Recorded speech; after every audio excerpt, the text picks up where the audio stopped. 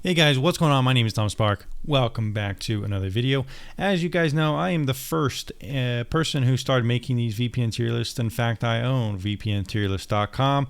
As far as I know, I'm the only one with an objective rating table, which you can find on VPNtierlist.com. I'm the only one I know that has actually reviewed every single VPN out there.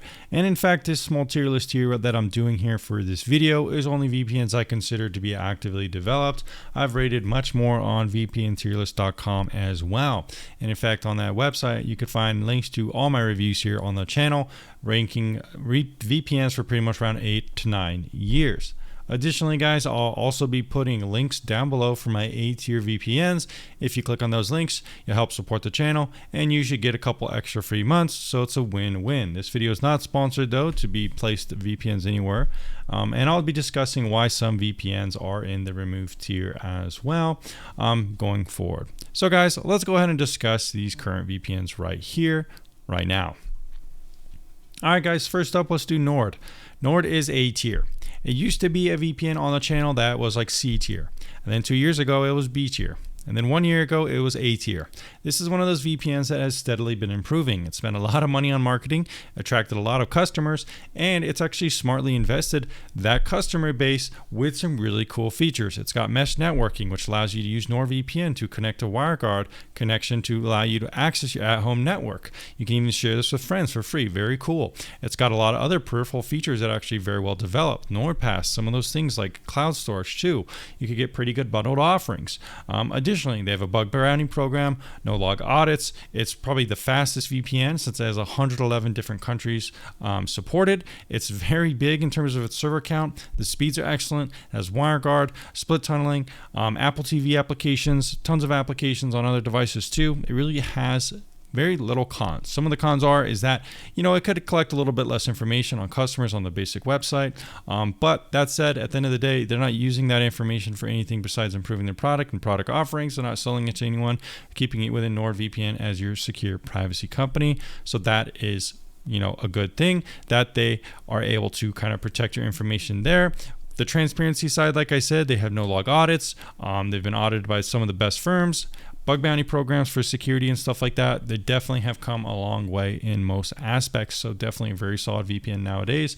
Also, it's very, very good for streaming compatibility. Probably my go-to VPN if you want to unblock streaming services like Netflix, HBO, some of these other things. It almost works with every region and really allows you to kind of hop around different regions better than any other VPN. So very solid. A link below gives you around 4 extra months for that, which is pretty generous. Next up, we can talk about Surfshark. Surfshark is actually a sister company to Nord, and they're both very similar products. The main kind of differentiator I would say between these two is that Surfshark has a Linux GUI. They both kind of have different product offerings in terms of its peripheral. NordVPN is focused more on password managers and drive support. Surfshark, however, has made a data broker removal tool called Incogni, which I really like, and it has one of the best antiviruses from any VPN provider. It's actually built into the application itself and rated really high by AV-Test.org, which is a pretty reputable site to rate antiviruses. So that's pretty cool. It's a very good deal. It's a slightly better deal in my opinion than NordVPN. Pretty much does all the same things. It kind of just depends which one you like the look and feel of more. So these are my two A-tier VPNs right now. Let's go ahead and finish out the A-tier VPNs while we're here. Hide.me is another excellent option. Not as fully fleshed out and as polished as Nord and Surfshark. It's definitely not as big of a company. However, that said, it is cheaper than those two. I don't get as good of speeds, but it's also a very reputable VPN that I do recommend. Not quite as many people here on the channel use it, but every once in a while I'll get someone saying, hey, I tried out this one. This is a perfect fit for me. So it's definitely something worth checking out if you haven't heard of it yet. And a lot of people who make these tier lists haven't heard of this one. So I just kind of wanted to give them a special shout out too, since it's a pretty reputable company. Next up, we can talk about Torguard. Now, Torguard would have been rated A tier here on this list, despite the fact that it has been kind of slipping in the rankings. It would probably be rated somewhere like right here. However, recently I got cut off from the company. I got blocked on Twitter. I had a month or two of affiliate earnings just wiped out. I hadn't been contacted by the company at all. No emails, no disclosures, anything like that. I hadn't violated any affiliate guidelines to my knowledge. I've been recommending the company for around like 7 or 8 years, really promoting them. As far as I know, I was their #1 affiliate provider. people kind of sending customers to Torguard. A lot of you guys still might use Torguard, and they just kind of ghosted me at the end of the day. This leads me to not have much faith in the company. It leads me to not trust the company. It makes me think that the company's not going to be doing well without my support, since I was really the only one who liked this product. A lot of people don't like it because it's clunky to use. Some of the updates are very, very slow. Look at that updates on like the iOS store and stuff like that. Sometimes it's like 6 or 7 months apart. They don't have an Apple TV app. They refuse to implement split tunneling because they say it's insecure, despite the fact that all the best VPNs out there now have split tunneling. In my opinion, the company is kind of going downhill. I think that it's just stagnated. Without my help kind of supporting them, I don't think they're going to be as popular either, and they're probably going to have less money to make less development. So in my opinion, it's kind of up to you. If you're still subscribed with them and you still like them, that's good. They deserve their ranking. But I'm not going to be telling people to use them. I'm not going to be recommending them since they treated me so badly. I just don't have faith in the company anymore. And I don't think it's fair for me to really rate them on the tier list either, due to that personal issues I have with them that actually might affect the company at large. So I'm going to put it in the removed tier for now. I hope you guys find that fair. Next up, we have ProtonVPN. Now, ProtonVPN is a very, very good VPN right up at the top of B tier. Not a huge fan of the community. It's kind of elitist and toxic, and there's a certain kind of hive mind behind Proton and its various product offerings. Some of the marketing I'm not a huge fan of when it comes to really focusing on being based in Switzerland or whatever. However, outside of that, it might not be as fully fleshed out as and focused as Nord and Surfshark. They really do like to kind of focus on some of their other product offerings. Some of the development isn't quite as fast. But outside of that, it's a very good VPN. Its server capacity isn't as large as Nord and Surfshark. The peripherals for me aren't as interesting because it's just kind of like email. I kind of prefer to use something like StartMail. I don't want all my eggs in one basket when it comes to some of these other things like email. Surfshark kind of has like antivirus and Incogni. It's not like various other kind of online accounts, whereas Proton kind of focuses more on those online accounts, email, Drive, stuff like that, even a Bitcoin wallet now. So it's definitely a good VPN though. It's a little bit more kind of tightly knit on some of those privacy kind of components. You know, it has less tracking on its website and stuff like that. It's kind of markets itself as like a nonprofit company. I'm not really sure about that, but that's ProtonVPN. Next up, we can talk about private internet access. This is actually quite a bit behind Proton, 8 points or so in my rankings, but it's also a decent VPN at the end of the day. The application is good. Speeds can be good. I've had issues with WireGuard, but some people say they haven't with WireGuard with this one.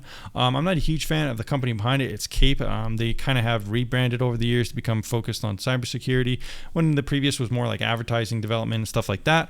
But at the end of the day, it's still an okay VPN. It's just kind of stagnated a bit in my opinion. It hasn't really done much for a long time. It's kind of just resting on its old kind of legacy of being one of the best VPNs way back in the day, around 5 or 6 years ago. I would say it was way better than it is now, at least compared to other VPNs, but it's still not a bad VPN. Next up, we can rank ExpressVPN. Similar story to Kape. It's actually ran by the same company now, kind of stagnated, still kind of a good VPN because of what it used to be, but definitely not as competitive and not as up to date as some of these other A-tier VPNs. So there we go.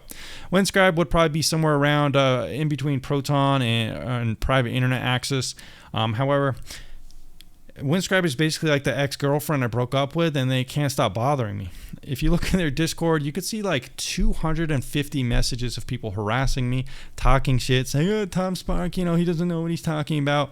If they're so focused on me and that, you know, so insecure, means something's kind of wrong with the company and the community, in my opinion. I'm not going to rate them because I don't want to deal with their company. Anytime I rate them, you know, I get my Discord servers get rated half the time, so I don't want anything to do with that. But if you like what you've heard about Windscribe, maybe check it out. I don't know. I don't really use it anymore. I kind of try to stay away from the company, especially after the CEO leaked my DMs onto Twitter to prove a point, which there wasn't any point to be proven. He just was mad that I had been telling people that they had a really bad security vulnerability. There've also been some news lately. I've made videos on a hacker saying their code was extremely sloppy. Check those out if you're interested with that. But there's also been other security vulnerabilities with Windscribe. Chrome was leaking, their browser extension on Chrome was leaking some things a long time ago. So they're not as good as they make you believe, despite the toxic kind of elitist culture there. But I just don't really want to rate them. It's not the worst VPN though, that said. Next up, we have Molvad. Now, Molvad is going to be a C-tier VPN. A lot of people might be upset at this because Molvad does have very good privacy fundamentals, and in fact, some of the best in terms of VPNs. But at the end of the day, if you trust your VPN, if you're not doing anything that bad, you're just torrenting and stuff like that, unblocking geo restrictions, some of these things like, using Google Analytics to optimize their webpage like Nord does or something like that, it's not really going to affect you at all. And in fact, having extra features, extra applications, cool bundled offerings, better speeds, better server access, better apps, this is what is going to be important. And Movad is kind of lacking in that department. It doesn't got streaming compatibility. It's kind of a stagnant service in my opinion. The development is just kind of focused on VPN. They don't have any interesting peripherals. Applications really aren't that involved or up to date in terms of like adding new features all the time. That's just kind of how Movad is. It's very good on its privacy fundamentals, making sure like the website is airtight and everything like that. And if that's something that's the most important to you and you don't care about all those extra features like the most servers and most speeds and extra apps and so forth, then maybe it's an option for you. IPVanish is exactly like Movad in pretty much every respect, except it's like twice or three times the cost, long term and in some cases short term. Both these VPNs have removed port forwarding, so a lot of the serious torrenting community that might be up to no good have kind of moved on from these options since they don't really optimize speeds in the best ways, which kind of means in some cases their use cases are limited and maybe kind of not as popular as they once were, but there you go. AirVPN is another VPN very similar to these two options. It's not quite as good, I think, as Movad or IPVanish. It's kind of more out to date, I would say. It's really kind of one of those stagnant VPN providers. The application looks like it was designed in Windows XP. Definitely a VPN that has good privacy fundamentals and decent pricing, but as like comparing to Surfshark and Nord and some of these other ones, it just doesn't compete as well as a modern kind of evolving product offering like these ones do, with extra incentives, extra services, extra bundles, and so forth.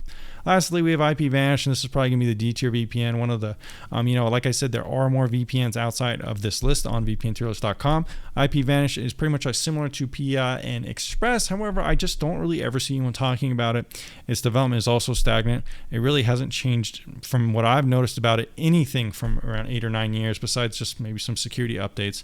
Just really isn't that compelling to me for any reason. It's not that cheap. It's not that fast. It's not that interesting in terms of development, like I said, so that is where I rank it. All right, guys, this is my current tier list right now in August of 2024. I'm making some updates here with Torguard cucking me so badly. Screw those guys. Windscribe, I don't know, still my crazy ex-girlfriend. And there you go, guys. So let me know what you think in the comments down below. I'll be putting links for A-tier VPNs if you want to check those out and help support the channel. And I'll see you again very soon.